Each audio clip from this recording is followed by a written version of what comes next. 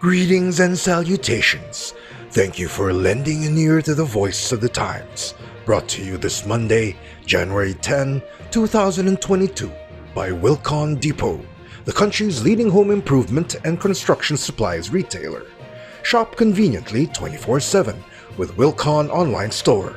Just go to shop.wilcon.com.ph. For today's editorial, Patafa-EJ arrangement seems doomed to failure. The public squabble between pole vaulter Ernest John E.J. Obiena and the Philippine Athletics Track and Field Association, or Patafa, quickly escalated, leaving many perplexed. Initially, Patafa alleged that Mr. Obiena did not pay his Ukrainian coach, Vitaly Petrov, insinuating something criminal. But the coach cleared his trainee, saying he was paid. Coach Petrov went further and accused Patafa of tricking him into defaming Mr. Obiena. Obviously miffed, Patafa struck back by threatening to file an estafa case against Mr. Obiena and an ethics complaint against Mr. Petrov before the international governing body, World Athletics. Initially, Patafa ruled to expel Mr. Obiena from the national training pool, but it later deferred that decision. First question: where is the alleged act of estafa now that Mr. Petrov has said he had been paid?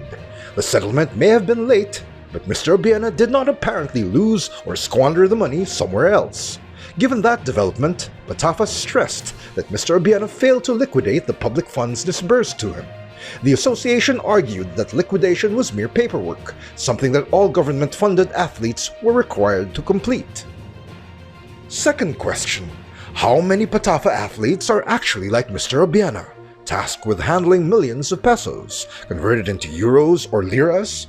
Philippine pesos are not accepted in Italy, where he trains and lives practically alone. Plus, who paid the currency conversion costs? Converting large sums to any foreign currency and wiring it out of the country are not simple tasks, especially when anti-money laundering safeguards scrutinize every transaction exceeding $10,000.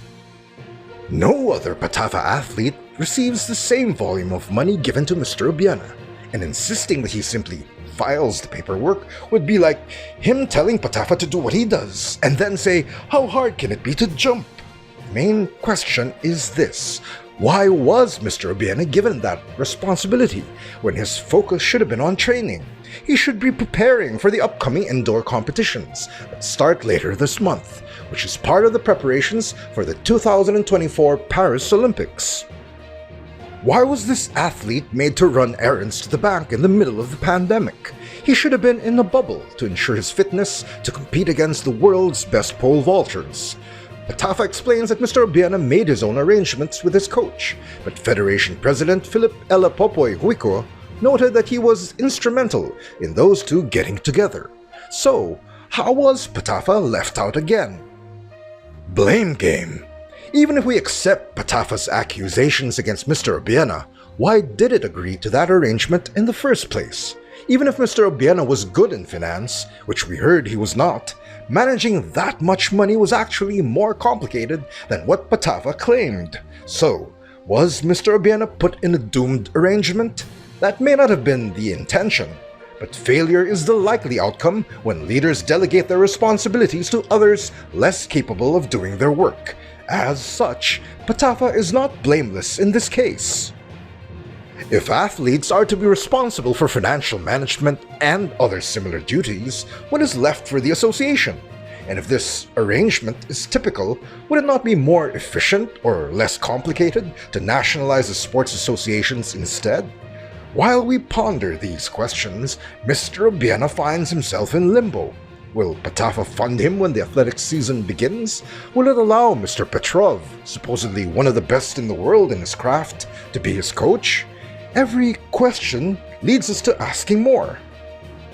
One thing seems clear though: whoever is right or wrong in this scenario, athletes take the field, not their federations. Athletes are the ones who train, and if successful, they share the glory with their country. That is why athletes enjoy more public sympathy. Of course, support networks are also important. Patafa plays that role. But how can we appreciate any sports association when it shifts its burden? at least partially, on the athletes, then blame them for not doing the work properly. As they say, only in the Philippines. And that's the editorial for Monday, January 10, 2022. For more news and information, get a copy of the Manila Times on print, subscribe to our digital edition, or log on to www.manilatimes.net. Follow us on Twitter, Facebook, and Instagram, and listen to The Voice of the Times.